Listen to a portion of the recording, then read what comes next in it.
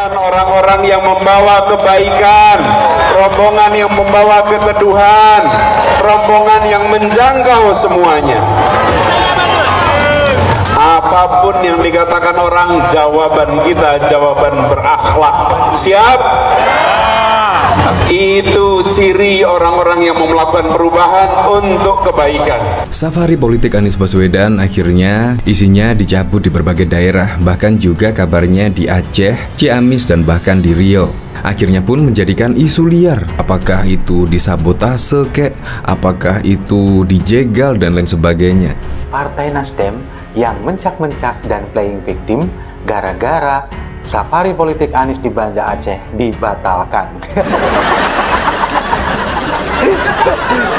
Kasihan ya. Nasdem ingin kenalkan Anies ke daerah. Sialnya dia dibenci karena medsos.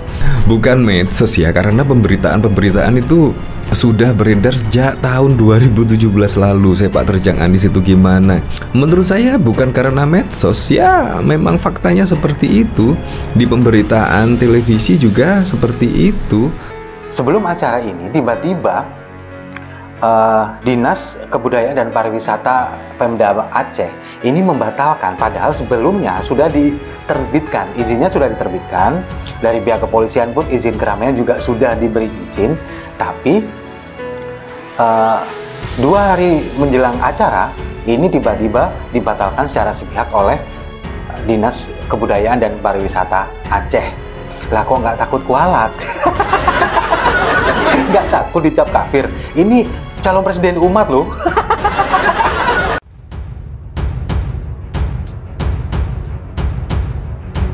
Kantor Nasdem Aceh dan lokasi acara Anies dilempari telur kaos kaki busuk. Ketua DPW Partai Nasdem Aceh Teuku Taufikul Hadi mengungkapkan kantornya dan lapangan tempat kegiatan Anies Baswedan dilempari telur busuk oleh orang tak dikenal. Selain itu, OTK melemparkan kaos kaki busuk. Taufikul Hadi mengatakan panitia acara juga menyebut lapangan bola kaki Desa Pango, tempat pertemuan jalan sehat dengan Anies juga dilempari telur busuk. Namun, menjelang acara, pihak panitia dan petugas kantor telah membersihkannya. Menurutnya, aksi teror ini disebut bukan cara main politik di Aceh. Dia menegaskan bahwa teror tersebut tidak berpengaruh terhadap kegiatan Anies. Tak ingin dijadikan ajang berpolitik oleh politisi, Anies Baswedan tidak diundang di reuni 212. Mantan Gubernur DKI Jakarta, Anies Baswedan tak tampak hadir dalam acara reuni 212 di Masjid Atin, Taman Mini Indonesia Indah, Jakarta Timur, Jumat 2 Desember 2022. Putri Presiden Republik Indonesia kedua yakni Siti Hediati Haryadi atau kerap disapa Titik Soeharto hanya tersenyum ketika disinggung soal kehadiran Anies. Sembari berjalan meninggalkan awak media, Titik nampak sibuk berfoto dengan peserta reuni 212. Ia menuturkan kedatangannya ke acara reuni 212 untuk memanjatkan doa agar Indonesia bebas dari penderitaan.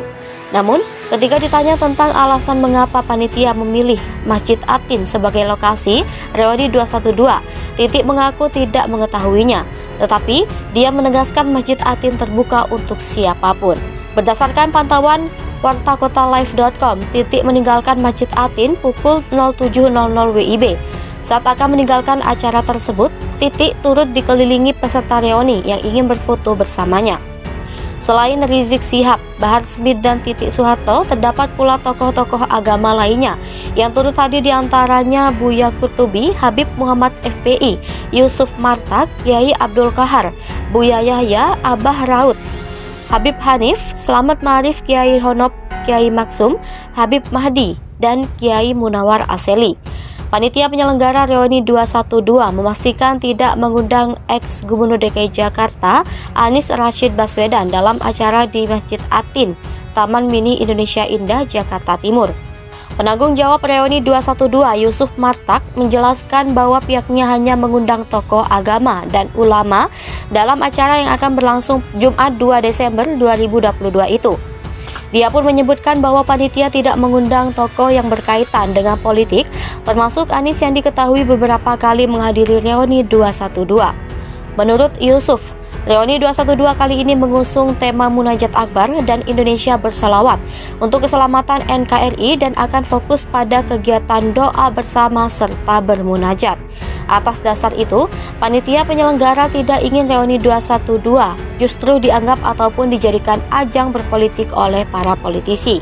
UMP DKI 2022 batal naik. Buruh ancam demo jika Anies Baswedan tak ajukan banding. Konfederasi Serikat Pekerja Indonesia menolak upah minimum provinsi atau UMP DKI 2022 batal naik dari yang seharusnya Rp4.641.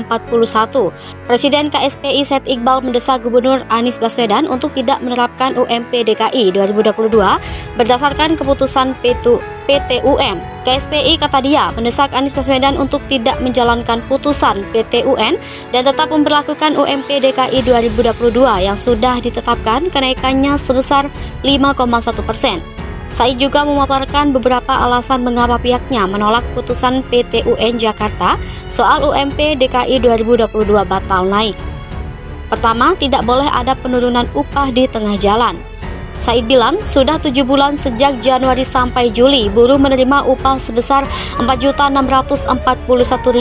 Tentunya, kata dia, buruh tidak akan menerima jika tiba-tiba upahnya diturunkan sekitar Rp100.000 pada Agustus nanti. Alasan kedua, lanjut Said.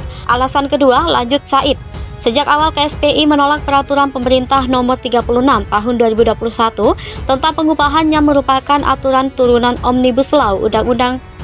Menurutnya, keputusan PT UN membingungkan karena tidak menggunakan dasar UU nomor 13 tahun 2003, tetapi juga tidak menggunakan UU Cipta Kerja.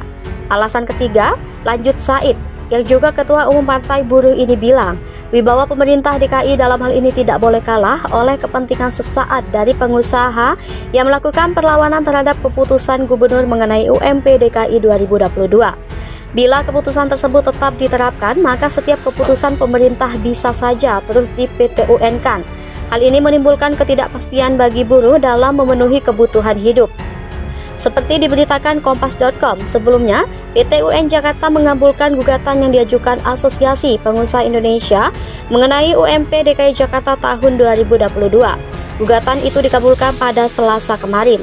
Dalam putusannya, Majelis Hakim PT UN Jakarta membatalkan keputusan Gubernur DKI Jakarta nomor 1517 tahun 2021 tentang upah minimum provinsi tahun 2022 tentang upah minimum provinsi tahun 2022 yang ditekan Gubernur DKI Jakarta Anies Baswedan. Adapun berdasarkan Kepgub nomor 1517 tahun 2021, UMP DKI Jakarta tahun 2022 naik 5,1% atau setara 225 juta 600 menjadi 4.641. Dalam amar putusannya, Majelis Hakim pun mewajibkan tergugat, yakni Gubernur Anies, untuk mencabut Kepgub tersebut.